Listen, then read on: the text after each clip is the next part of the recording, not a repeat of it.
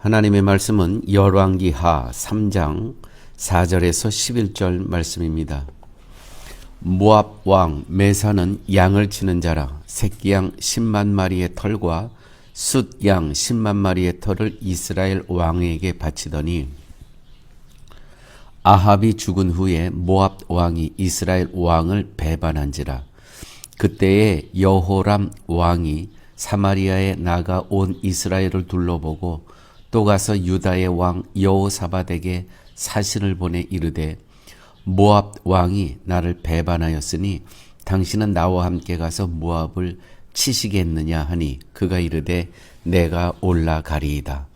나는 당신과 같고 내 백성은 당신의 백성과 같고 내 말들도 당신의 말들과 같으니이다 하는지라. 여호람이 이르되 우리가 어느 길로 올라가리이까 하니 그가 대답하되 에돔 광야 길로니이다 하니라.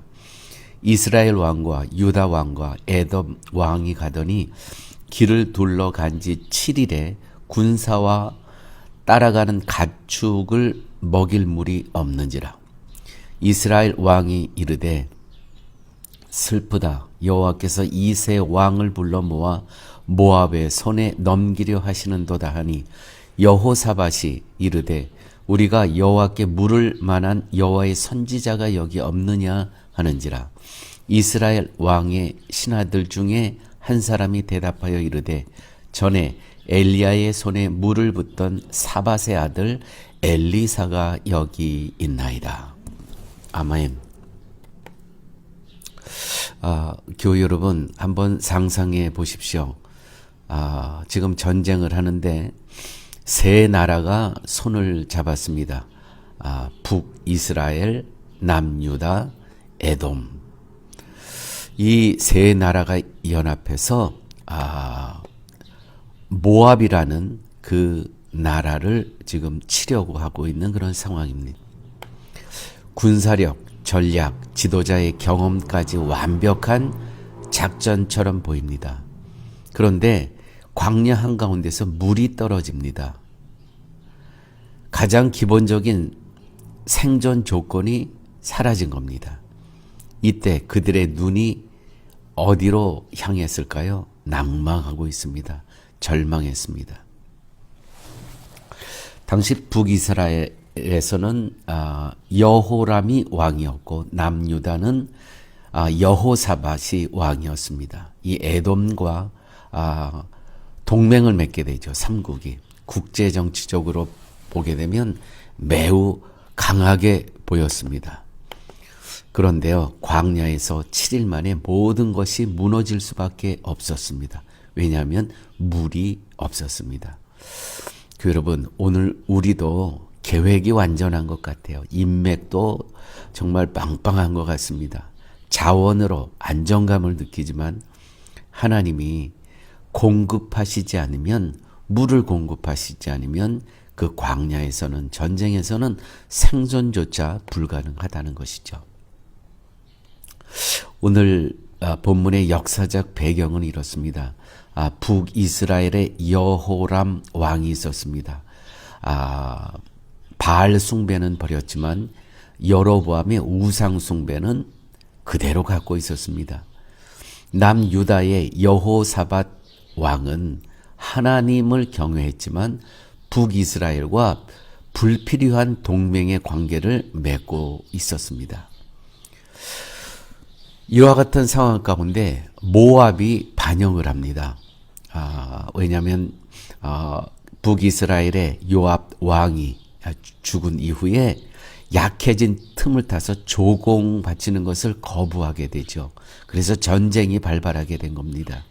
이러한 상황 가운데 남유다의 속국으로 있던 에돔이 같이 이 전쟁에 참여하게 됩니다.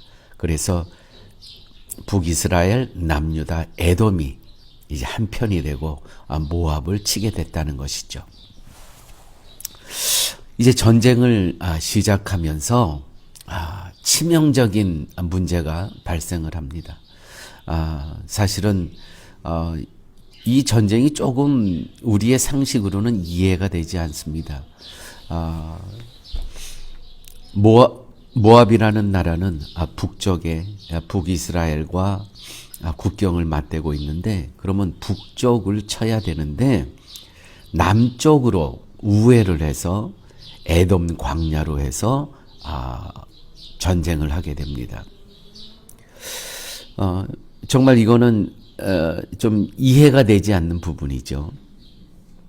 결국 이렇게 함으로 물이 식수가 부족하여서 치명적인 문제를 초래하게 됩니다. 모든 군사 전력과 정치 동맹이 무력해지는 그러한 순간을 맞게 됩니다. 바로 이때 엘리사가 등장하죠. 우리는 다 여기서 이제 죽게 되는 거 아니냐? 이렇게 북이스라엘 왕이 이야기했을 때 여기에 엘리사라는 그 선지자가 있습니다. 이렇게 이야기를 합니다. 하나님의 계획은요, 단순히 전쟁의 승리뿐만이 아니라 물과 생명을 공급하셔야만 이 전쟁을 승리할 수 있다는 것이죠. 사랑하는 여러분, 우리의 삶 가운데서도요, 우리는 모든 계획과 자원과 재정, 인맥 다 준비되어 있는 것 같습니다. 그러나 하나님께서 물을 공급해 주시지 않으면 아무리 우리가 준비해도 이길 수가 없다는 것이죠. 여기에 말씀에, 오늘 본문의 말씀에 강한 메시지가 있습니다. 하나님께서 주장하시는 그 주권은 모든 정치, 전쟁, 역사까지도 하나님께서는 다 다스리신다는 것이죠. 역사를 주관하시는 하나님이 여기 계시다라는 것입니다.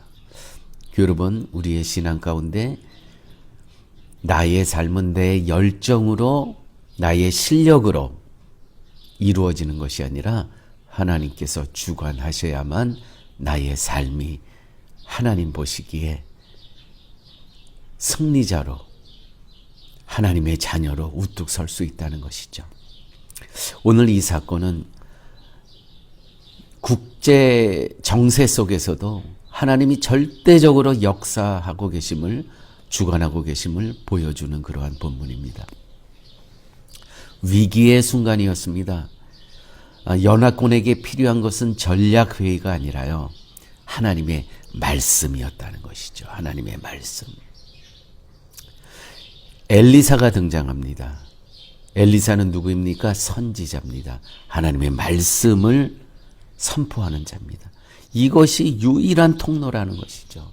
막혀진 담을 뚫을 수 있는 유일한 길은 전략회의가 아니라, 하나님 없는 전략회의가 아니라 선포되는 말씀 속에서 막혀진 담을 뚫고 무너뜨리면서 전진할 수 있다는 것입니다.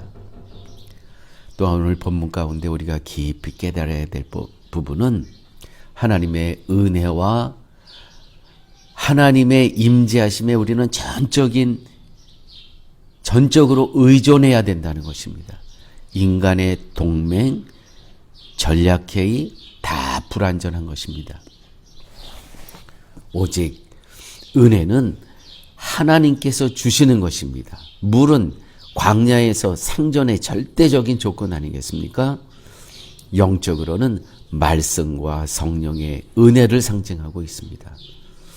우리 신앙인, 우리 하나님의 자녀들은요, 인간의 전적인 무능과 하나님의 전적인 은혜를 잊고 살아가는 존재가 우리 성도고 신앙인이고 하나님의 자녀라는 것이죠. 여러분, 우리가 아무리 전략을 세웠다 하더라도 뭐 동맹이 있고 인맥이 있고 재정이 풍성하고, 그런데 하나님께서 물을 말라버리게 하십니다. 물을, 사실 여기 이 지역은 물이 없는 그러한 장소가 아닙니다. 풍족한 곳입니다. 그런데 하나님께서 물을 말려버리셨다는 것이죠. 여러분, 우리는 인생을 살면서 위기 속에 의존의 대상이 누구입니까? 나는 어려움이 오면 먼저 사람, 돈, 경험을 혹시 찾지는 않습니까? 아니면 하나님 말씀 앞에 엎드리십니까? 또한 오늘 말씀 가운데 신앙과 불필요한 동맹을, 인맥을 구분할 줄 알아야 됩니다. 유익해 보이는 그러한 인간의 관계, 하나님의 뜻에 어긋나면 오히려 위기를 초래한다는 것이죠. 끊으셔야 됩니다. 하나님의 공급하심을 여러분 신뢰하십시오. 광야의 물처럼 하나님이 채워주셔야만 우리는 살 수 있음을 인정해야 되는 것입니다. 우리는요, 어느 상황 가운데 서든지 말씀 앞에 겸손히 나아가야 됩니다. 신앙인은요, 말씀을 듣는 자리 없이는 한 걸음도 제대로 못 나간다는 것을 꼭 기억하시기 바랍니다. 역사 속 하나님의 섭리는요, 거기에 현실이 있고 거기에 미래가 있는 것입니다. 그래서 우리는요, 미래를 염려하지 않으셔도 됩니다. 어떤 조건에서 말씀 앞에 있을 때 미래가 염려가 되지 않는다는 것이죠. 그러므로 사랑하는 성도님 여러분, 오늘의 이 사건은 단순히 고대 전쟁 이야기가 아닙니다. 우리의 계획, 인맥, 자원은 하나님의 공급 없이는 아무 의미가 없다는 것이죠. 하나님은 우리의 목마름을 아시고 생명수를 주시는 분입니다.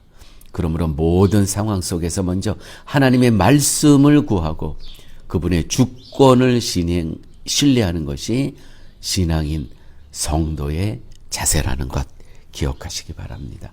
아버지 하나님, 오늘도 말씀 속에서 저희들이 어떤 상황과 조건 속에서도 인맥이 중요한 것이 아니고 재정이 중요한 것이 아니고 우리의 계획이 중요한 것이 아니고 하나님의 말씀을 따르고 있는가가 가장 중요함을 깨닫게 하여 주심을 감사합니다. 주신 말씀 마음에 새기면서 오늘도 말씀 안에서 승리하는 하루의 삶 되게 하여 주옵소서. 예수님 이름으로 기도드렸습니다. 아멘.